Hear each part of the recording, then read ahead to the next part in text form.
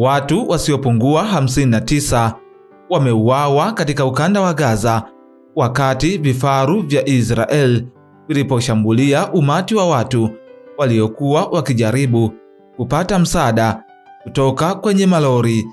Mashahidi waliohojiwa na shirika la habari la Reuters walisema vifaru vya Israel vilifyatua makombora mawili kwenye umati wa watu waliokuwa wamekusanyika kwenye barabara kuu ya mashariki kupitia mji wa Khan Yunus kwa matumaini ya kupata chakula kutoka kwenye malori ya misaada yanayotumia njia hiyo. Tukio hilo ni la karibuni zaidi katika mauaji ya karibu kila siku ya Wapalestina wanaokuwa wakitafuta msaada katika muda wa wiki 3 tangu Israel iondoe kwa sehemu kizuizi katika eneo iliyokuwa imeweka kwa karibu miezi 3.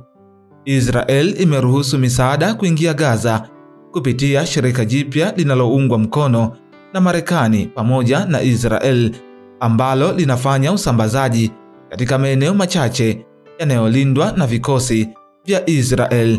Mashambulizi karibu na maeneo ya misaada yameendelea kuua makumi ya raia, wengi wao wakiwa wanawake na watoto waliokuwa wakitafuta chakula. Mashirika ya kibinadamu yanaitaka jamii ya kimataifa kuchukua hatua madhubuti. Takriban watu 40 waliuawa Jumatatu iliyopita, wengi wao wakiwa karibu na kituo cha msaada kinachoendeshwa na shirika la wakfu wa kiutu Gaza GHF linaloungwa mkono na Marekani pamoja na Israel. Zaidi ya watu 200 walijeruhiwa pia. Maafisa wa afya wanasema hii ni sehemu ya mfululizo wa mashambulizi karibu na vituo vya msaada ambapo zaidi ya watu 300 wamepoteza maisha tangu mfumo huu mpya wa usambazaji wa chakula uanze.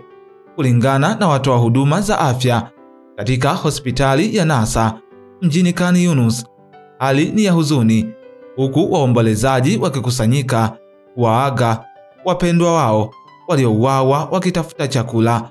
Umoja wa Mataifa umeukosoa vikali mfumo wa GHF ukisema ni hatari au kukidhi viwango na unakiuka misingi ya kibinadamu.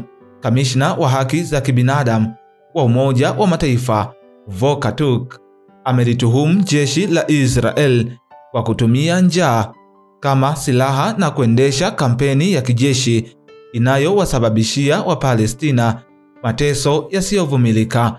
Wakati huo huo, shirika la madaktari wasio na mipaka MSF limesema wafanyakazi wake sasa wanalazimika kuishi kwa mlo mmoja kwa siku na baadhi wamelazwa katika hospitali zao wenyewe kutokana na njaa.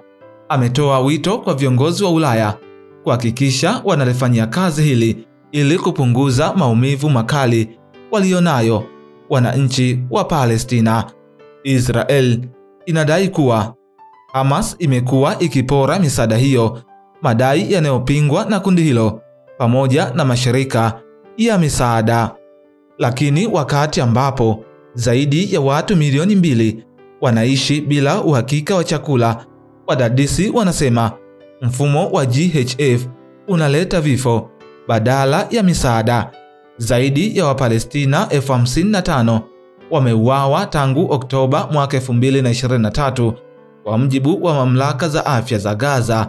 Katika hali hii ya kutokuwa na matumaini, wito wa kuchukuliwa hatua madhubuti dhidi ya Israel unaongezeka.